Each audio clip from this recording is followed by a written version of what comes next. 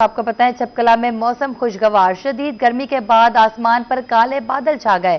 ٹھنڈی اور تیز ہوائیں چلنے سے گرمی اور حبس کا زور ٹوٹ گیا۔ آپ کو اپڈیٹ کریں، چپکلا میں موسم خوشگوار، شدید گرمی کے بعد آسمان پر کالے بادل چھا گئے۔ ٹھنڈی اور تیز ہوائیں چلنے سے گرمی اور حبس کا زور ٹوٹ گیا۔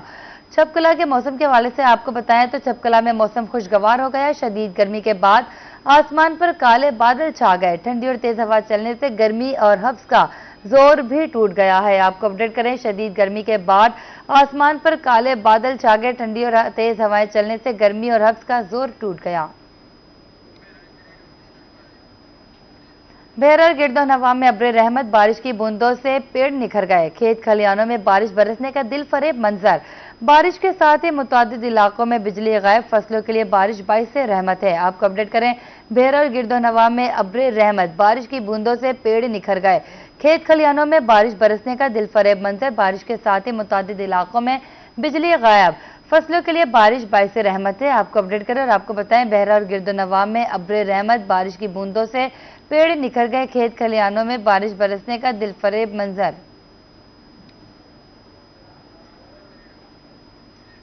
کندیا میں دریائے سندھ میں چشمہ کے مقام پر نچلے درجے کا سیلاب۔ بارشی پانی کی آمد سے کندیا کے قریب دریائے سندھ میں طغیانی چشمہ براج کے نچلے درجے کا سیلاب آ گیا۔ چشمہ براج میں پانی کی آمد 3,75,380 کیوسک ریکارڈ۔ چشمہ براج سے پانی کا اخراج 3,54,200 کیوسک ہو گیا۔ چشمہ براج میں پانی کا لیول 647 فٹ ریکارڈ۔ ساحلی علاقوں میں فلڈ وارننگ جاری کر دی گئی۔ محکمہ ایریگیشن، ہیلتھ، زراعت اور ریسکیو کی چھٹیاں بھی منسوخ کر دی گئی ہیں۔ آپ کو اپڈیٹ کریں، کندیا میں دریائے سندھ میں چشمہ کے مقام پر نچلے درجے کا سیلاب۔ بارشی پانی کی آمد سے کندیا کے قریب دریائے سندھ میں طغیانی چشمہ براج میں نچلے درجے کا سیلاب آ گیا۔ آپ کو اپڈیٹ کریں، چشمہ براج میں پانی کی آمد 3,75,380 کیوسک ریکارڈ کی گئی، جبکہ چشمہ براج سے پانی کا اخراج 35,04,200 کیوسک ہو گیا۔ چشمہ براج میں پانی کا لیول 647 فٹ ریکارڈ کیا گیا۔ ساحلی علاقوں میں فلڈ وارننگ جاری کر دی گئی۔ محکمہ ایریگیشن، ہیلتھ، زراعت اور ریسکیو کی چھٹیاں بھی منسوخ کر دی گئیں۔ یہاں پر آپ کو اپڈیٹ کریں اور بتائیں، کندیا میں دریائے سندھ میں چشمہ کے مقام پر نچلے درجے کا سیلاب۔ بارشی پانی کی آمد سے کندیا کے قریب دریائے سندھ میں طغیانی چشمہ براج میں نچلے درجے کا سیلاب آ گیا۔ چشمہ براج میں پانی کی آمد 3,75,380 کیوسک ریکارڈ کی گئی۔ چشمہ براج سے پانی کا اخراج 3,54,200 کیوسک ہو گیا۔ چشمہ براج میں پانی کا لیول 647 فٹ ریکارڈ۔ ساحلی علاقوں میں فلڈ وارننگ بھی جاری کر دی گئی ہے۔ اسی حوالے سے تفصیلات جانتے ہیں عطا اللہ شاہین سے۔ جی بالکل، حالیہ موسم بارش دریائے سندھ میں کندیا کے قریب چشمہ کے مقام پر نچلے درجے کا سیلاب آ گیا ہے۔ بارشی پانی کی آمد سے دریائے سندھ میں طغیانی کی وجہ سے چشمہ براج میں پانی کی آمد میں مزید اضافہ ہو گیا۔ اس پر چشمہ دریائے کے مطابق چشمہ براج میں اس وقت پانی کی آمد 3,75,380 کیوسک، جبکہ خراج 3,54,200 کیوسک ریکارڈ کیا گیا ہے۔ چشمہ براج میں پانی کے لیول اس وقت 440 فٹ ہو گیا ہے۔ ساحلی علاقوں میں فلڈ وارننگ جاری کر دی گئی ہے، جبکہ محکمہ ایریگیشن، ہیلتھ، زراعت اور ریسکیو 112 کی چھٹیاں بھی منسوخ کر دی گئی ہیں۔ اس چشمہ کے مطابق سیلاب دریائے سندھ میں مزید جو ہے پانی میں اضافہ ممکن ہے۔ جی بہت شکریہ عطا اللہ شاہین آپ کا۔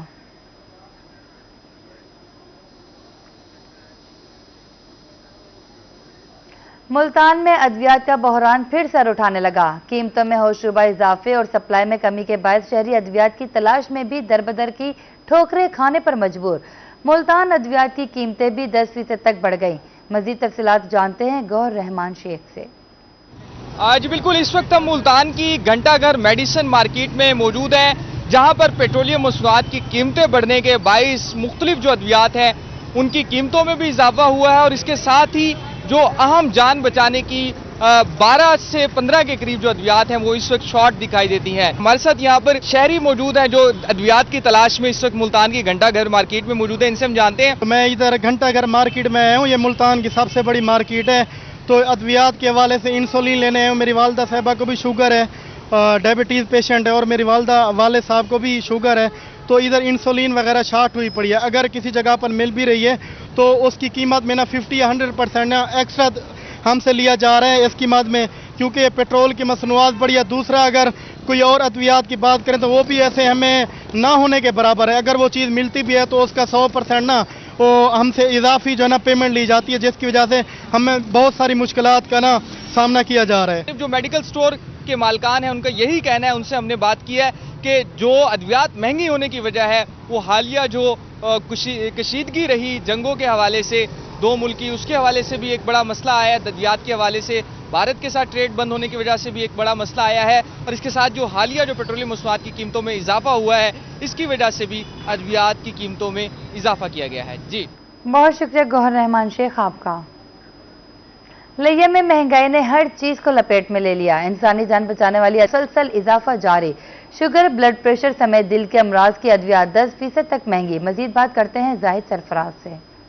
बिल्कुल जी, हुकूमत की जानिब से महंगाई का जो ना रुकने वाला सिलसिला है वो जारी है। अगर बात की तो खुर्द-ओ-नोश की अशिया की कीमतों के अंदर मुसलसल इजाफे के साथ साथ इंसानी जान बचाने जो अद्वियात है उनके अंदर भी कीमत के अंदर इजाफा होता चला दिखाई देता है। बहुत ज्यादा परेशानी है, जेड़ा कमा के आने दवाई गिनते हैं, बस ना सौदे थी ना कशे दवाई का क्या थे हुकूमत की महंगाई खत्म करे, हुकूमत को रजे पे है। हाँ खुश है हुकूमत, महंगाई की दवाइयाँ मांगी, क्या कर सकते हैं, बस गुजरने पे गरीब बंदा। पर दुकानदारों से बात करते हैं। तो सर बताइएगा कितना इजाफा हो रहा है दुकान महंगाई के अंदर और स्पेशली अद्वियात के अंदर?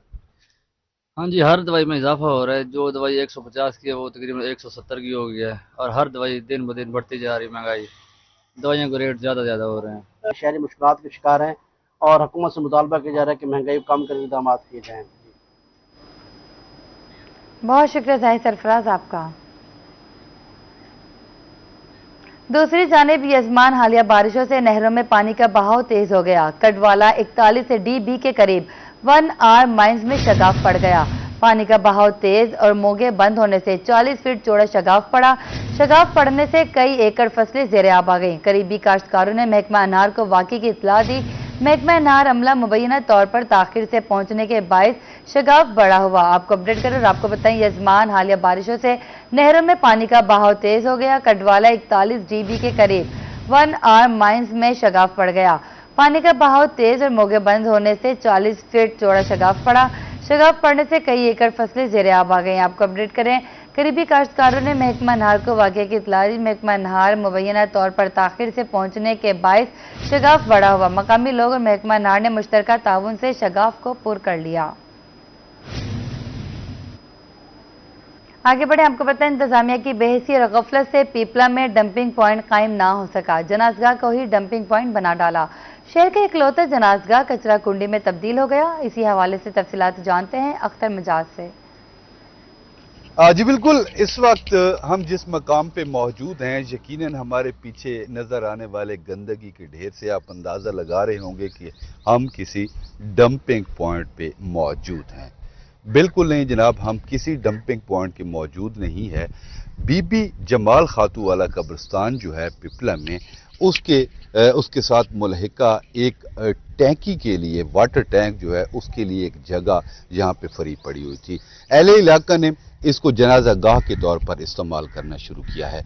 अब इसे मरकजी जनाजा गाह भी कहा जाता है।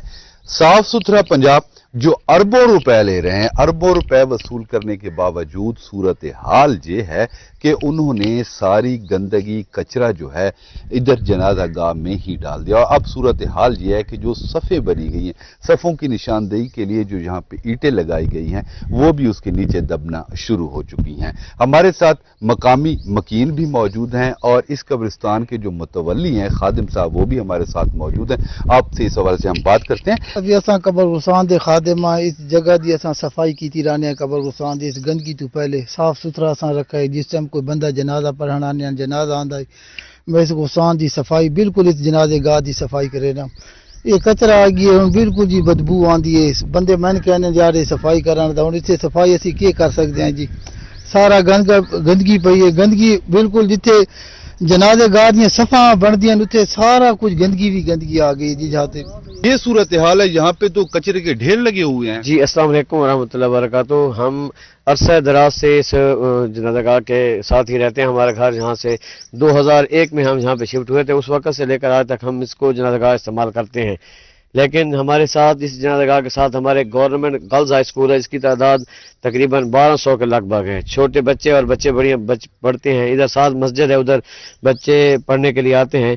تو اس کے ساتھ بالکل جو ہے مغرب کی طرف بہت بڑی آبادی ہے، جس کی وجہ سے یہ بدبو اور گندگی جو ہے، یہ کوڑا کرکٹ جو ہے، یہ اکثر بیماریوں کا جو ہے ہم شکار ہو رہے ہیں. یہاں پہ بیماریاں بھی پھیلیں گی اور لوگوں کو مشکلات کا سامنا کرنا پڑے گا، جبکہ ستھرا پنجاب کی جانب سے یہ دعوے کیے جاتے ہیں کہ وہ شہر کو صاف کر رہے ہیں. یہ صفائی کی صورتحال ہے جو آپ دیکھ رہے ہیں. اگر یہاں سے اس کو صاف نہیں کیا جاتا تو یقینی بات ہے کہ یہاں بہت شکریہ اختر مجاز آپ کا.